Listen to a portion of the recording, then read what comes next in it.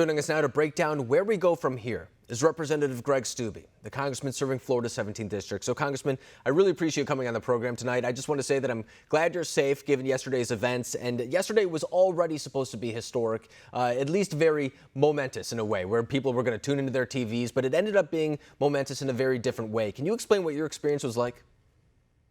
Yeah, it was historic for sure. I ended up getting trapped in between where the protesters had come in through the Capitol and before the House chambers. I was actually in the minority leader's office, and when I came out, they had shut down the chamber, and there was no way to get in there. They weren't allowing members to get to our individual offices. They weren't allowing us to get to tunnels at that time. And the only place that I could go was a conference room that was off to the side. So I got shuffled into there, and there were three other members in there, a couple other security detail, Capitol police officers in there. We had to barricade the door with a conference table because protesters were banging on the front of the door, and on the back part of the conference room, there was windows that opened up to the steps of the Capitol, so we had protesters there as well. You could hear everything going on. You could hear the protesters out in the hallway. You heard the gunshot. The officers inside the conference room with us was stated there's been shots fired. That group that was in the back part of the House chamber then came out into the hallway where we were at, started banging on our door, trying to get in our door, and so we had to wait it out in there for a significant amount of time until Capitol Police could come in and tear gas the hallways to push those protesters out of the hallways. And then once they were able to clear that hallway, they were able to get myself, three other members, and a couple staffers out.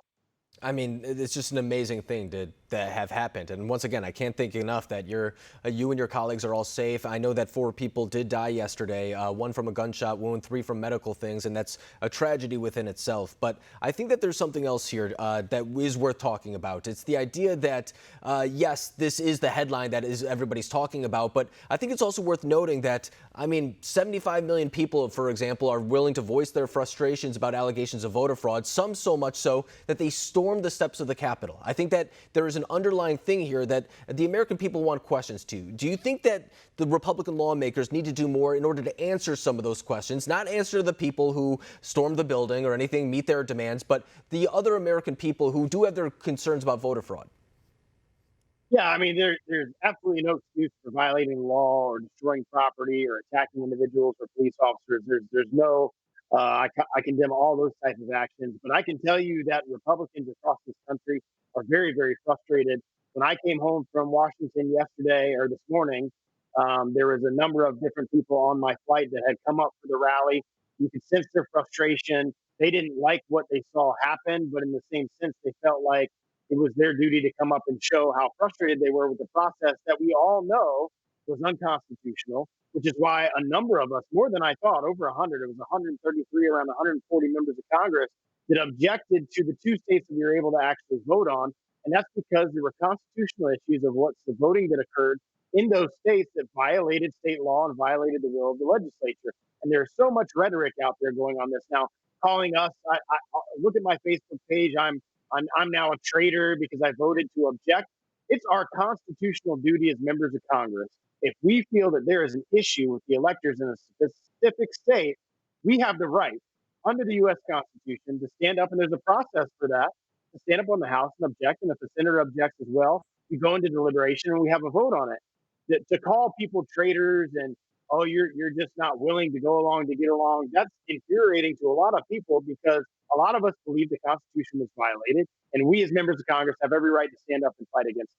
No, and you bring up such a good point because, for example, right now I'm seeing that Senator Josh Hawley, his upcoming book has been canceled by Simon & Schuster based on his objection to the Electoral College on Wednesday.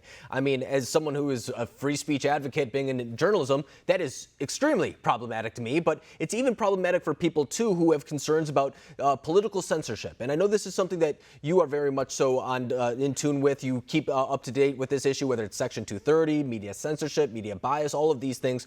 We also saw President Trump yesterday get censored on Twitter and Facebook for his response, but I also see people fearing that perhaps the actions of Wednesday could be used as a pretext for future censorship for not only the president, but many of his supporters. Do you share those same concerns? Oh, we are absolutely down the road and have been there for a while of cancel culture, whether it's You saw all the big CEOs of all the companies say they're not going to give campaign contributions for those of us that objected, which is fine by me. I don't want their money anyways.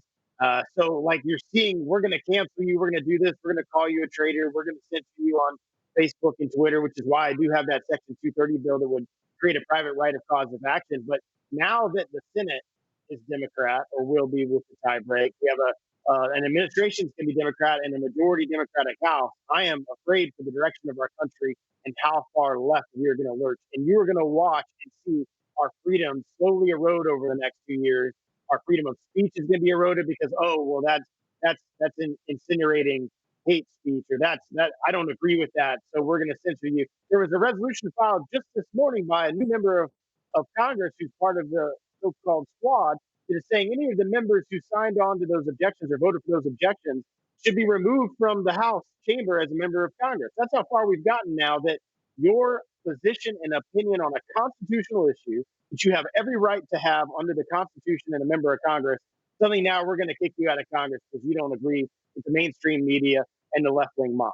I mean, it's really a problem when you can't have that type of debate of different ideas in the halls of Congress, or you can't even go to a bookstore and get the differing point of view, or maybe the point of view that you're looking for based on someone's political opinion. I think you're right. I think it's a scary road that we're going down, and I think that's why it's even more important for our viewers and people around the country to pay attention to these issues, because there's people out there who don't even want you to hear about these issues. I think you're right on to say that. But Representative Greg Steube, I really appreciate you coming on tonight and giving your experience, but also where we go from here. Thank you.